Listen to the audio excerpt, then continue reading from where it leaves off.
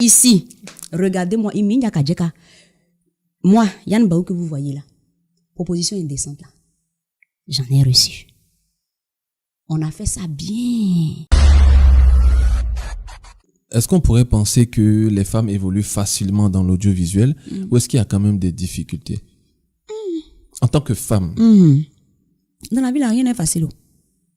C'est-à-dire que peu importe qui est devant toi, rien n'est facile. Tout à l'heure, tu disais que nous voyons des personnes pour qui tout est visiblement facile.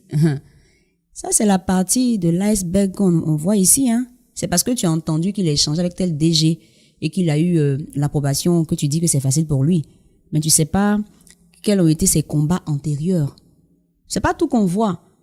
Aujourd'hui, là, si on veut s'appuyer sur ce que toi tu fais, je peux dire que pour toi, tout a toujours été bien. Tu as fait comme ça à l'extérieur, tu as fait ci, tu as fait ça. Je peux te dire que toi, mais tu as connu des difficultés. Je suis toujours dans des difficultés. Tu vois ce que je veux dire, non? Mais il y a des gars qui vont te dire que toi, ta vie est simple. Il y a qui me diront que ma vie est trop facile. Alors que c'est pas ça, hein. Ça dépend de tout ce que tu as vécu avant. Moi, le fait d'avoir été chez des tuteurs, je comprenais pas ça avant. C'est ce qui m'a facilité la tâche dans la Belle Ivoire. C'est-à-dire quand je rencontre n'importe qui, par la grâce de Dieu, le courant passe. C'est parce que tu as été chez des gens que tu ne connaissais pas. C'est ça. Voici l'apport du fait d'avoir vécu chez des tuteurs. Tu vois un peu ce que je veux dire?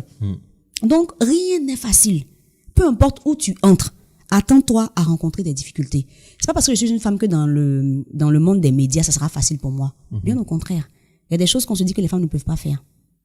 Par exemple? Qui peut se dire qu'une femme peut entretenir 4000 personnes pendant 4 heures? Mais pourtant, comment s'appelle ma maman là? Mariam Koulibaly le fait tous les ans, et peut-être plus. Hein. À Bonjour, non? À Bonjour. Vu que ça tourne. C'est ça. Justement. Avant qu'elle ne commence ça là, est-ce qu'on sait ce qu'on lui a dit? D'accord. C'est ça. Donc, en fait, il y a certains challenges qu'on se dit que toi, tu peux pas forcément gérer. Parce que tu es une femme. Voilà. La femme, on se dit qu'elle va se fatiguer, elle va s'essouffler. Pourtant, le monsieur, lui, il est déjà prêt, il est toujours en jambes, il peut courir, il a des aptitudes pour ça. Que la femme n'aura pas. Voilà. Donc, c'est pour dire que voici quelques difficultés qui existent. Avant qu'on ne te confie un programme, le gars, il regarde tout ça là. Souvent, on se dit, à cause de ta morphologie, tu peux ne pas faire tel mouvement. Si je vous disais que j'étais capable d'atteindre le sommet de la dent de main, personne ne m'aurait cru. Et tu l'as fait? Bien sûr. J'ai pas regardé ça. Je suis la seule animatrice en Côte d'Ivoire à l'avoir fait. Ceux qui l'ont fait, dites-moi, je vois. Je sais pas. C'est pour moi là, je connais. Donc, l'épisode de la Belle Ivoire à Mans, je suis allée au sommet de la dent de main. Parce qu'à la base, tu es sportive aussi. Ouais. Dans le passé. Voilà. Donc, pour dire que il y a certains programmes que les producteurs ne veulent pas forcément confier aux femmes parce qu'on se dit non, il y a tel petit truc qu'elle ne pourra pas forcément gérer, ça sera un peu compliqué, alors que toi tu te dis que tu peux le faire. Donc il y a des limites que les gens vont vous imposer parce que vous êtes une femme. Maintenant, ça sera à vous de dire non, il n'y a aucune limite. Je peux tout faire. Je peux tout faire. Cette émission ne serait pas véridique si je te posais pas une question que peut-être tu te doutes. Laquelle? En ce qui concerne les propositions indécentes. Parce que tout ce qui est show business, on a eu Mimi Blonde ici et d'autres, tout ce qui est show business, tout ce qui est... Vous êtes beaucoup exposés, d'accord? Donc automatiquement, on se dit, l'homme est attiré par tout ce qui est convoité. Moi, je suis très honoré à chaque fois qu'une célébrité accepte de venir dans mes œuvres locaux. Je me dis, waouh, ces personnes qu'on voit de loin, on voit qu'elles sont grandes et mon personnel est toujours impressionné par les gens qui viennent ici. Et pour moi, ça aussi, c'est une grâce parce que j'ai pas de quoi vraiment susciter cet intérêt-là. Tout le monde vous veut, entre parenthèses. Est-ce que quelque part, il n'y a pas eu dans le passé ou même actuellement des propositions qui ne se font pas? Des propositions indécentes, il y en a. D'accord. Seulement que c'est comment on les reçoit, comment on les prend. Qu'est-ce qu'on pense de nous-mêmes en fait? Ta façon de te voir détermine beaucoup de choses. On peut se dire que parce que tu es une femme, tu es belle, tu passes à la télé, tu as forcément envie d'avoir une personne qui a beaucoup d'argent pour te porter. C'est de là qu'est sortie cette histoire de parrain et tout ça là. C'est ça, effectivement. On se dit souvent que elle a forcément besoin d'un parrain ou bien elle a un parrain et tout ça. Mais quand toi-même tu sais que ce que tu fais, tu dois en fait qui tu es, tu dois ce que tu fais à Dieu, et ce que tu ne penses pas. Donc quand on te parle de position indécente, moi-même, quand tu m'en parles même, à la limite, ça me dit rien parce que je ne considère pas ça. Mais il y en a eu. Oui, il y en a eu. Mais le vrai point, c'est, comme je viens de te le dire là, c'est qui tu penses être en fait. C'est ça. C'est comment tu te vois. C'est ça en fait le truc. Ce que tu vaux à tes yeux. Parce que si tu cèdes, ça montre que tu n'as aucune valeur à tes yeux toi-même en fait. Mais alors, pour ouvrir une brèche d'espoir, est-ce qu'il t'est déjà arrivé de ne pas céder et d'avoir quand même eu ce pourquoi on voulait mettre cette barrière-là? Je sais pas si tu comprends la question. Il a compris, attends. T'as dit, il voulait? Non, j'ai compris, faut pas compléter. Ceux qui me regardent là, regardez-moi bien. Ok, c'est ici qu'ils vont te regarder. Ici, regardez-moi. Moi, Yann Baou que vous voyez là, proposition indécente là, j'en ai reçu. On a fait ça bien avant que je n'arrive là où je suis. La personne qui m'a fait la proposition indécente là, si elle me regarde là, tu sauras que c'est de toi que je parle. À un moment décisif de mon existence d'animatrice, il y a quelqu'un qui m'a dit, si tu acceptes de te donner à moi, non seulement je t'ouvre des portes, en plus, je te garantis même ta place pendant un moment vraiment, on va dire indéterminé.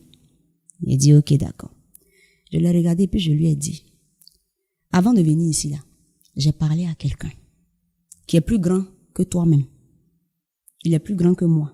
Il est plus grand que nous tous. Il s'agit de Dieu. Je lui ai dit, Seigneur, où je m'en vais là? Si tu as prévu que j'entre où je veux entrer là, pour ta gloire, faut le faire. Si c'est pas le cas aussi, je vais retourner chez moi à la maison.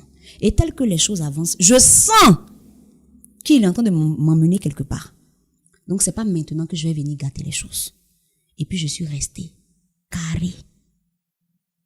Je suis sûre, aujourd'hui où je vous parle, que si je n'avais pas refusé ce jour-là, je ne serais pas assise aujourd'hui en train de vous parler. Donc je sais pas ce qu'on te proposait. Je sais pas c'est quoi la garantie que la personne te donne. Mais la seule garantie qui est une vraie garantie, c'est celle de Dieu. Il faut avoir la foi. Il faut compter sur Dieu. Il faut prier. Et puis il faut faire ce que tu as à faire. Tu es venu sur la terre, c'est pour accomplir quelque chose de grand. Et ta seule force, c'est Dieu. En tout cas, que celui qui a des oreilles pour entendre, entende. Mais pas les... qu'est-ce qui s'est passé ensuite? Ensuite, tu as eu l'opportunité ou pas? J'ai eu l'opportunité, j'ai évolué et j'ai atteint le niveau que j'ai aujourd'hui. Voilà, c'est à ça que je voulais arriver. Oui. Donc, parce que normalement, ce à quoi on a l'habitude, tu dis non. Et puis on t'éjecte, non? Moi aussi, je dis non. Ah, d'accord. C'est Dieu. Et donc, il y a eu collaboration qui a duré. Bien. Quand tu vas couper les caméras, je vais t'expliquer bien. D'accord. Je veux pas exposer les gens. Non. Mais dans cette émission, on parle de personne d'autre. Je te promets que devant Dieu, j'ai dit non. La porte s'est ouverte. Wow. Je suis entrée. Je me suis assise. Je me suis tellement assise que je suis montée. Okay. Et j'ai atteint le niveau que j'ai aujourd'hui. Et c'est pas forcément, on parle pas forcément de là où tu es actuellement. Non. Voilà. Ça s'est passé un jour dans ma vie. Mais est-ce que tu t'es pas dit que peut-être que la personne voulait justement sonder ta ténacité, ou même si tu allais donner, il allait prendre? Bon, il y a sondé, c'est que sondé, l'on connaît. D'accord. Quand c'est sondé, pas sondé. Puisque là, sondé, pourquoi? Il n'y a pas d'examen, il n'y a rien. C'est quoi? C'est pour entrer à l'église ou bien? Je dois te prouver quoi ici?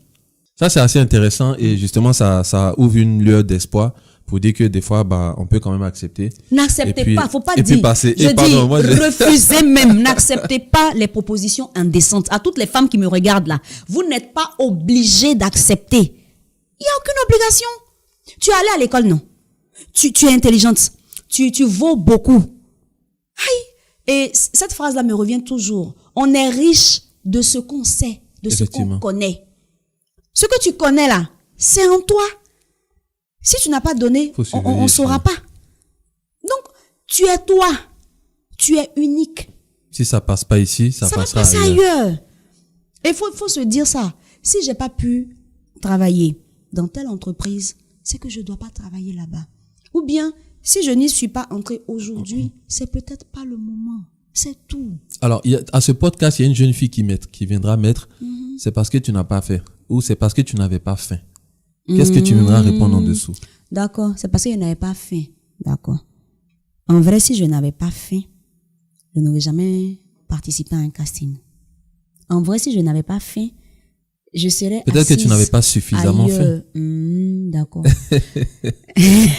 Parce qu'on peut ne pas avoir faim et puis ne pas avoir suffisamment faim. Ça dit, bon, on va manger après. D'accord.